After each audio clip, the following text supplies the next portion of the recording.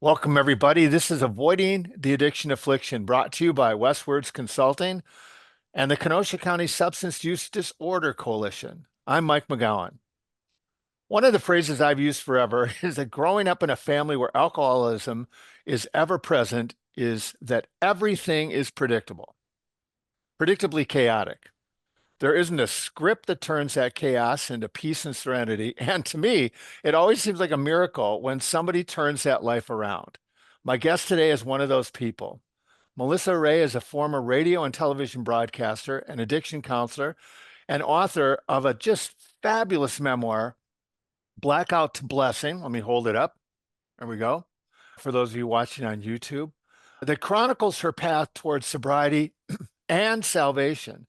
Melissa is currently the executive director of the Lindell Recovery Network and the host of The Hope Report, a daily internet television show, the links to which are attached to the podcast blurb. She's also written a brand new book, a daily devotional called Radical Freedom. Welcome, Melissa, and thanks for being here. Mike, it's great to be with you. I always feel like these are divine appointments, and I'm so glad you reached out to me and we were able to make this happen.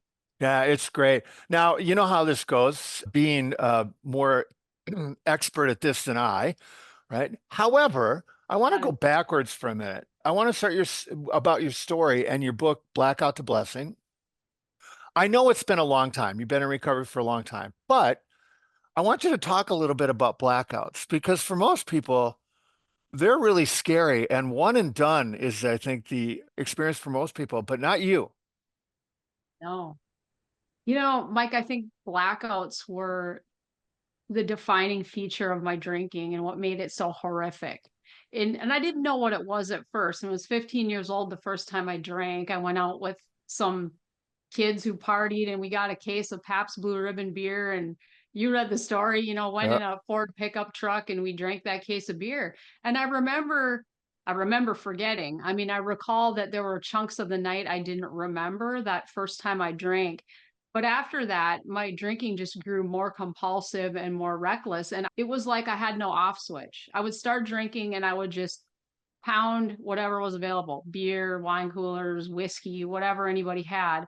And I would drink so fast that I would black out. And sometimes people confuse blacking out and passing out. And that's a common thing. I think people think, when you pass out, you drink a lot and then you fall asleep on the Mhm. couch or, you're kind of unconscious. But when you're blacked out, you're actually awake, you're conscious, you're walking, talking, doing things that you are forming no memory of because you drink so fast that your blood alcohol rises rapidly and it inhibits memory storage. So basically, you're never going to get that memory back. It's gone forever because your brain never converted it from short-term memory to long-term memory. So it's like you're walking around where every moment is new. You're able to keep information for like 1 minute. So if you were to sit down next to me at a bar, start talking to me, introduce yourself, say your name is Mike, and I talk to you and we get in a conversation, you leave, go to the bathroom, come back 5 minutes later, I'm not going to remember anything that you said. It's all going to be new. So you think of how reckless a person is in this state of mind where we're acting on impulse from moment to moment.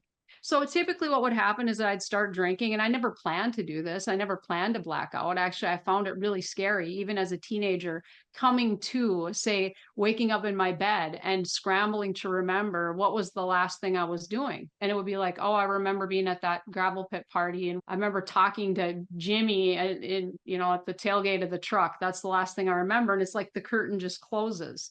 And then my next memory is coming to in my bed. And that was just a recurring thing. And it was something I had a lot of shame about because I knew on some level this didn't happen to normal people. My friends remembered stuff. They would say, oh, you know what you were doing last night? And I would be horrified. I would have so much shame, even as a young person. But I was compelled to repeat this just over and over. As you read in my book, from 15 to 30, this is what I did Yeah. because I would always think I'd find a way to not black out or I'd be able to control it in a way that I would avoid the blackouts. I like the part in your book where your parents are become aware of it, and of course those of you who don't grow up in the Midwest, you began life not at 15 drinking, but you got sips, right? Yeah. You were allowed to drink around your parents at a much earlier age. That's the Wisconsin, Minnesota way, right? Right. But your dad said to your mom, I'll take care of this. And your dad, Yeah, who was the alcoholic, decided to have the talk with you.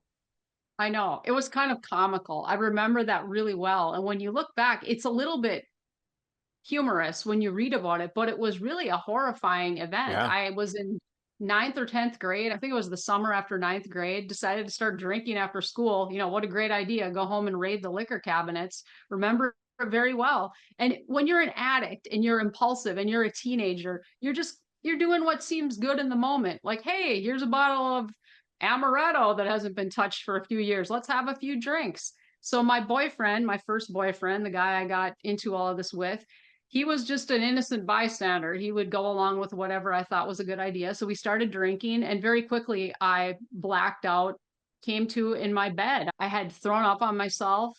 You read it in the story. All the gory details are in there in Blackout to Blessing. But I remember the ceiling coming into view and that particle board ceiling and the naked bulb glaring down and my mom screaming at me and like trying to make sense of why are you like comatose in your bed at 6 in the afternoon and I can't wake you up. And then she realizes I'm drunk and I've thrown up on myself. She loses it. And then my dad starts down the stairs. He says, Sue, it's all right. Let me handle it. You know, you go upstairs, get in your robe and just go watch your TV shows. She had a lazy boy chair. She sat in and she smoked Winston's and she watched TV shows at night. Okay, this is what we did in the 80s. We ate TV dinners and we watched TV shows. But my dad had a little talk with me, very conflict avoidant. That was the theme in my family was we don't talk about what's really Right. happening. We know dad's a raging alcoholic and dad is barely hanging on to a job. We got junk cars in the driveway and disconnect notices coming in our mailbox. But dad says, you know, Melissa, he's like, just stay off the stuff. Hangovers are no fun. And then, you know, that was kind of the culmination of our talk And is, there you and then go, I right? yeah, and I learned just don't get caught. Okay, you need to like fly under the radar, and if as long as you're not blowing anything up and you're not flunking out of school, then you can basically do whatever you want. And that's what I learned in my family that we don't ask, don't tell. We don't talk about what's really going on with people, and that's how it is in an addicted family. Well, yeah. And your mom was the classic, don't rock the boat at all, right? Yeah. Yeah, unfortunately, I learned a lot of that. And that was what I had to Hmm. unlearn even after becoming sober. That was so much of a stronghold in my life, the people pleasing and what I learned. And really, she was just trying to exist. I look back with so much compassion on her now with what she dealt with my father for so many years. And she was 17 when she married him. I mean, she got pregnant with my brother. She stayed with him to his death. She was strong in a lot of ways, but the family modeled a lot of really dysfunctional behavior. You touch on it. Ford trucks, gravel pits, low standards sounds like a bad country song, but you kept drinking because it had the effect you were looking for. Yeah. Yeah. Well, you know, very early on, I was looking for a way to escape this shame I had. That has Hmm. become very clear to me in just that the Lord and the Holy Spirit has revealed to me that I was in this house of shame and secrets. And I knew on some level that things were not right. And I was looking for ways to escape my reality. And really, I think addiction is just a symptom of trying to escape emotional pain or numb ourselves or to not be in the reality that we're in. You know, it's just like there's a deep root, and the addiction is like leaves on the tree. It might be shopping, it might be gambling, it might be porn, it might be people pleasing. For me, it started with binge eating and television. I mean, that was how I soothed myself after school when I was alone and I was scared because it was getting dark at 4:30 in December and my parents weren't home. I don't know if they're coming home. My big brother was off playing sports. But I soothed myself with TV and binge eating. But the enemy had begun priming me, like you said, when I was 3 years old. I have a Polaroid picture of clutching this plastic Hmm. cup of Blatz beer. And my dad, they thought it was so cute. You know, Melissa likes beer. And I've got like the frost on my upper lip or the foam from the beer. But so it was very normalized in my home. And early on, the enemy would highlight alcohol to me and he began priming me and showing me that's going to do something for you. That's going to help you. You see what happens to these adults. And for some reason, I didn't really think I'd ever turn out like my dad. And people often ask me about that. But I knew it would do something for me. And I had anxiety and panic because of the instability in the home. So when I got to be 15, that's when alcohol just moved into the forefront. And I started to look for ways to seek that relief I knew that alcohol would give me. And it did at first. And a lot of people who become addicted, it works for a while. It really helped that anxiety, like slamming a couple beers and I was superhuman on top of the world. But then it turns on you and it starts to create the problems you think it's treating. So where I thought it was helping with anxiety, it was making me more anxious. It was making me isolated. It was making me increasing the shame. And in the beginning, it helped to numb that shame.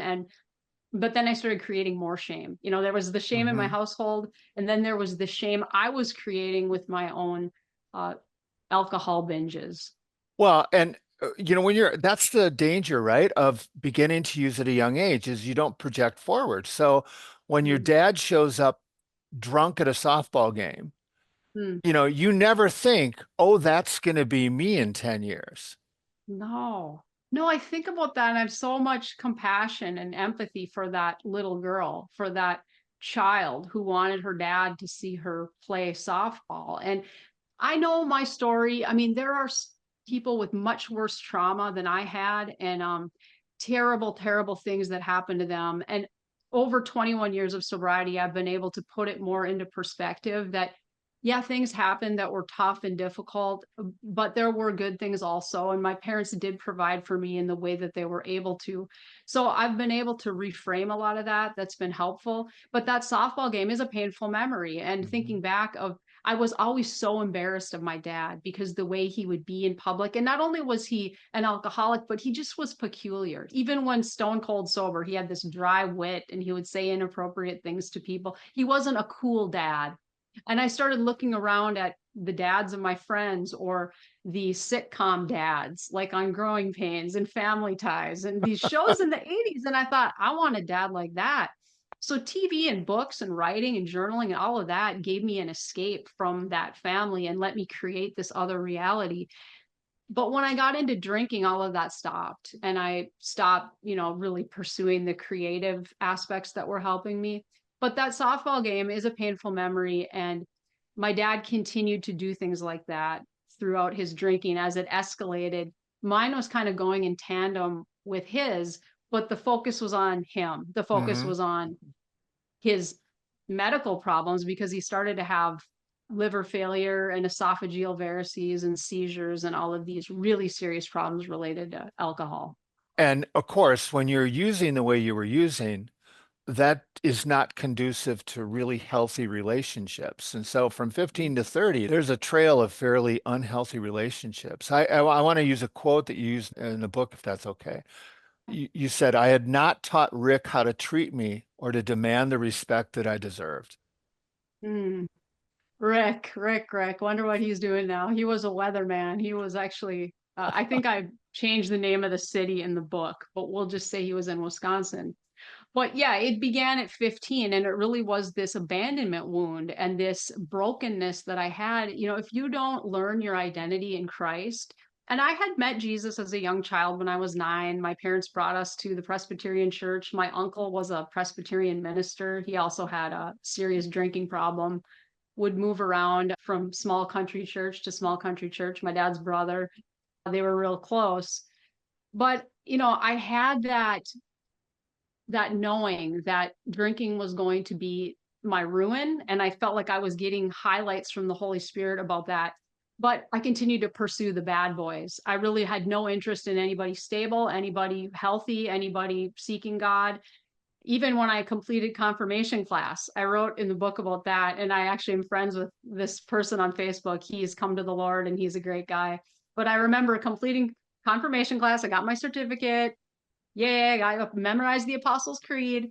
And then I went out in the hall, got on the phone, and called my friends. And this guy picked me up in his, it was a Trans Am or a Camaro, picks me up. And then we pick up some people and go to a gravel pit and get drunk. I mean, so my church exposure was not discipleship. It didn't teach me how to have a relationship with the Lord. It just taught me behaviors. So I went from one relationship to the next, trying to find attachment, really. I was trying to attach myself to somebody who would never leave me.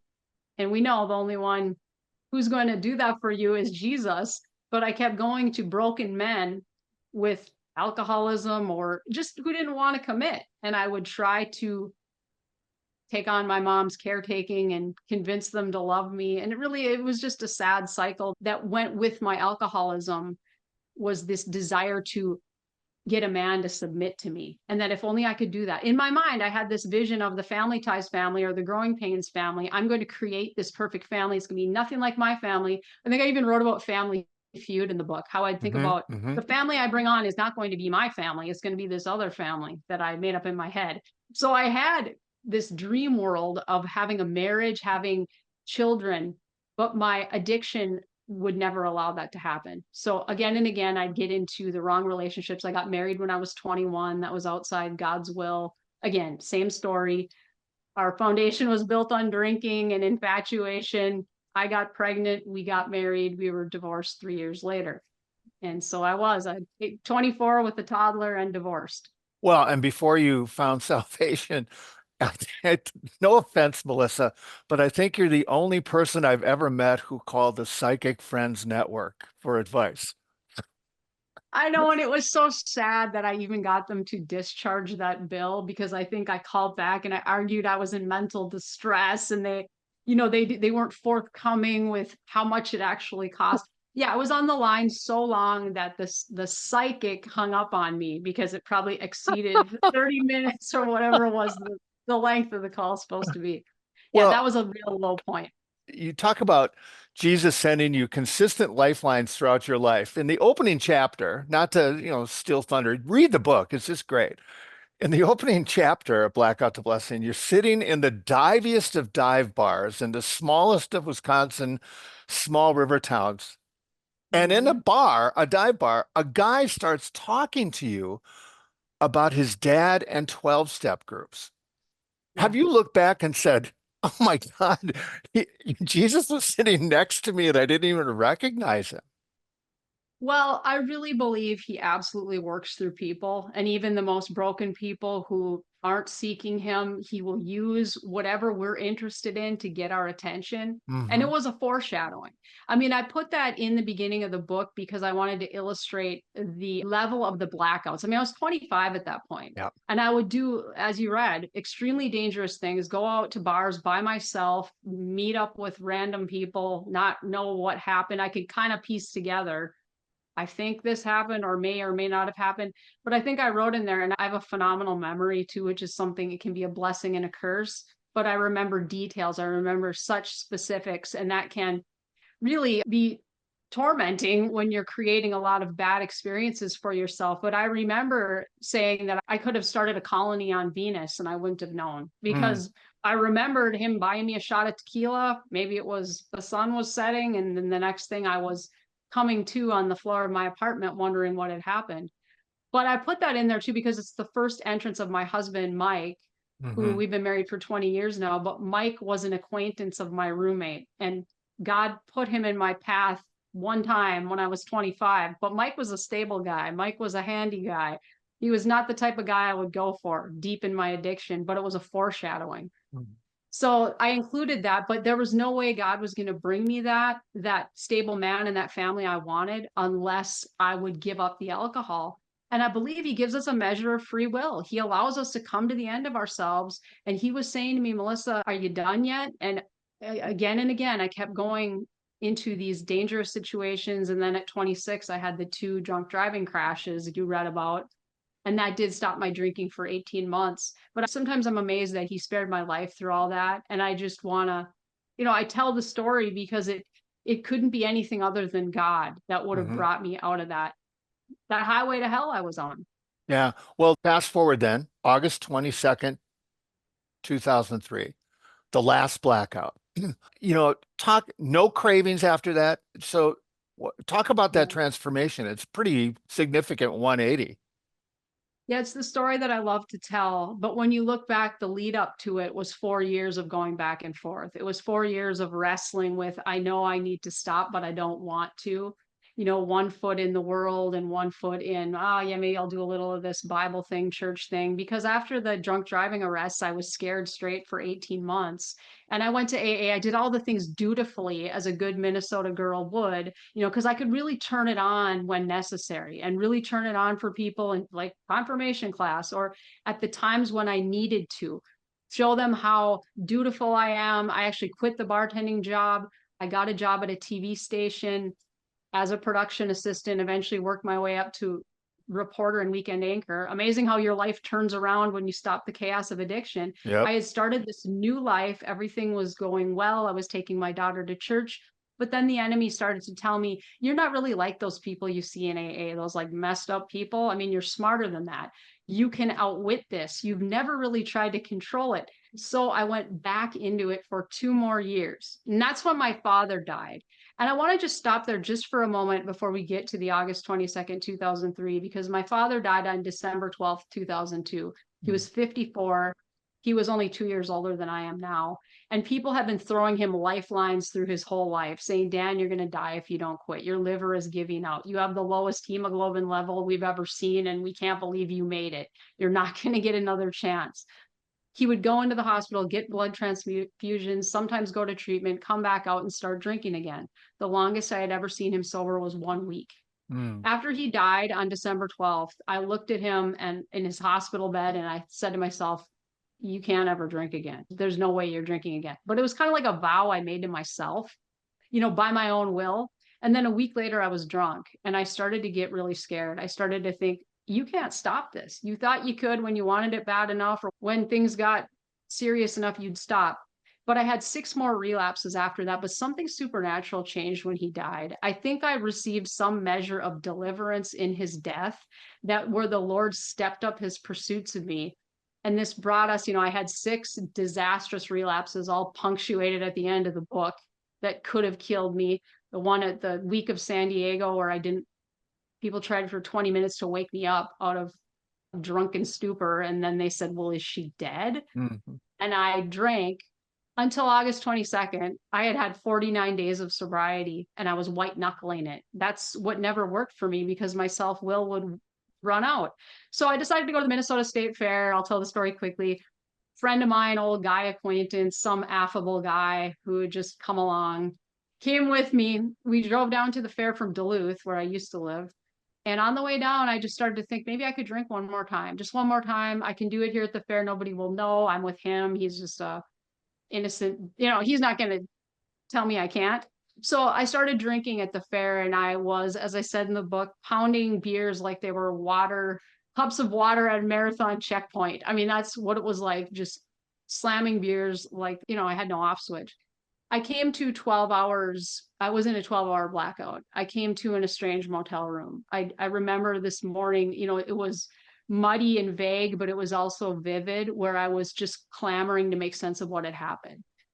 I was in this cheap motel, this marigold bedspread. Like, it was just a horrific scene. I didn't know how I had gotten there. And this guy was leaning over me going, we have to go. I think your car was towed. And I've never been so sick, full of shame, just Mhm. miserable and broken. And in Psalm 34:18, it says that God is close to the brokenhearted and saves those who are crushed in spirit. And I have never been so crushed as I was that morning. I was just at the end of myself. And I did a couple things. I made a decision. I think every addict needs to make a decision. And even in my withdrawal and my panic, I was having a panic attack. I said to myself, I'm never drinking again. And then I repented. I didn't really know what that meant at the time, but I agreed with God. I finally came into agreement with what he'd been showing me for so long, that you're not going to live, you're not going to have anything, you're not going to survive if you keep drinking. It needs to be no alcohol. There's no middle ground for you. I'd been trying to take alcohol and blend it with a functional life, and it was never going to work. So I repented and I asked God, I just said a very simple prayer. I said, please don't ever let me drink again. And I wanted it with everything I had. This is the part I want to say. I haven't had a craving. I haven't had a day where I thought, hey, maybe I'm normal now. I can have a couple drinks. It was like it was lifted off me in that moment.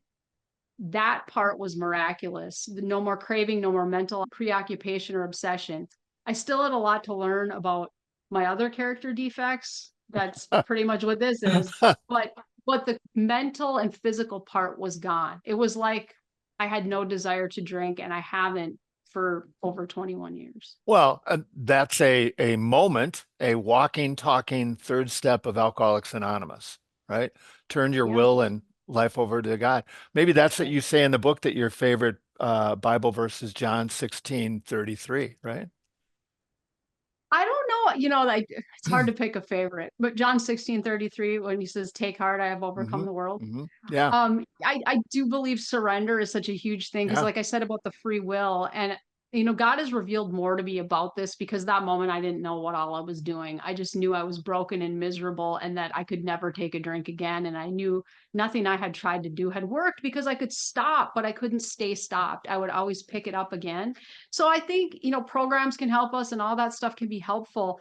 But unless we're doing it with a posture of submission, we're seeking the Lord first and we're letting Him lead us into the things we need, then we're running on our own self-will. We're trying to do it in our own power. And that's what I had always done, just looking outside myself for the thing that's going to fix me instead of letting Him run that and trusting in Him that He would. And He has. He's faithfully led me into every single thing I have needed since that day. Well, we could spend another four podcasts talking about your wonderful husband, but talk Oh, about talk about your work with the Recovery Network and your YouTube show, The Hope Project, which, by the way, is also the name of your daughter. her name is Haley, but I called her Hope in the book. When I started Oh, writing, funny, funny, funny. yeah. When I started writing it, she was a minor. She's 30 now, but Sure, I sure. was trying to protect her identity. And then at one point I asked her, "Hey, do you want me to put your real name in here?" And she's like, "No, you can just leave it like that." And I thought it was kind of neat how I called It her is Hope neat. Yeah. because she, God, she was a surprise. I mean, we didn't plan her, but God really, she kept me alive. I mean, she gave me a reason to live. She did much more than that. But in those years of my bartending days, I had to be functional for her. And I really tried to keep that life separate from her. I wouldn't say I always succeeded with that, but she was so much a source of inspiration and hope to me. And she's such an old soul. But I did get married 1 year after that. Some AA people might have discouraged that. But Mike came back into my life 3 weeks after I quit drinking. He and I ended up at this event. We didn't know we'd been working across the street from each other. I was at the TV station and he worked across the street. We had never crossed paths. And I went over there to do a story, just a quick little soundbite. I didn't even want to go to the story. But it was the story of my life because Mike was there and then we reconnected and he said, "Hey, you want to go out for lunch?" And we kind of took it slow for a few months, but we ended up getting married a year after we met. And it was great. We had a really awesome idyllic courtship, whirlwind courtship. We had two more daughters in 2008 and 2010. But I wouldn't say our road has been perfectly seamless because Mike came from an addicted family. He wasn't an addict himself, which was what was most important to me then.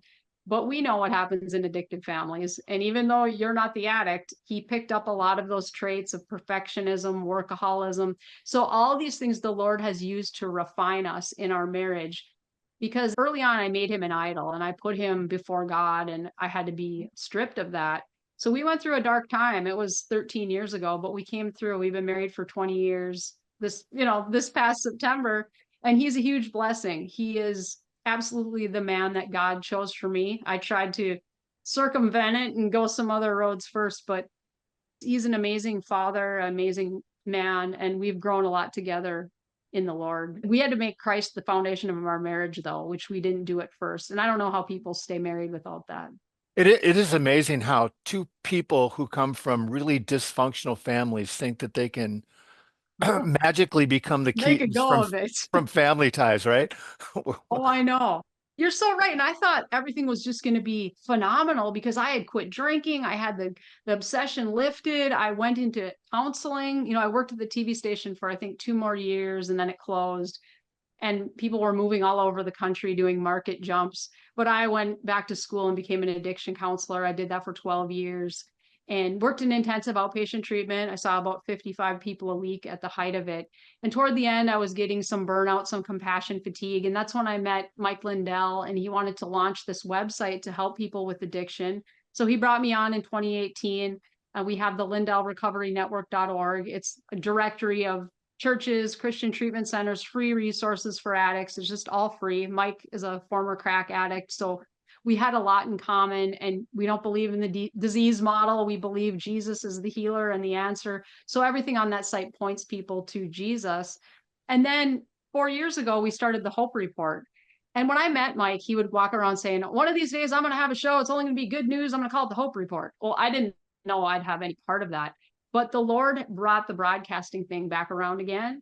Only back then, when I was in TV news, I was kind of doing it from a broken place. Although, I love the storytelling. I loved a lot of the aspects of the job, but I wanted to be seen. I wanted to be validated. But now I get to do a broadcasting job for the Lord. I mean, everything I do is Bible, or it's helping addicts by teaching them the truth, and Jesus can set them free. And so it's an inspirational show every day at 1 p.m. Central.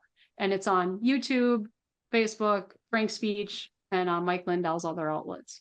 Well, and of course, I said it to begin with, but there's a link to that attached to the blurb of the podcast. You know, I'll let you go, but this has been terrific. The story is so inspiring that you can walk those streets in those small little towns that are littered. Melissa, you and I both know in this part of the world, there's a lot of stories just like ours, right? Mm. So the Hope Report goes through your whole life. There's a lot of hope through your whole life. For those of you listening, we want to thank Melissa for inspiration, faith, and hope. And if you are listening, I hope you find love and support wherever you are. I always thank you for listening. We want you to be safe and keep looking. It's right in front of you or sitting beside you.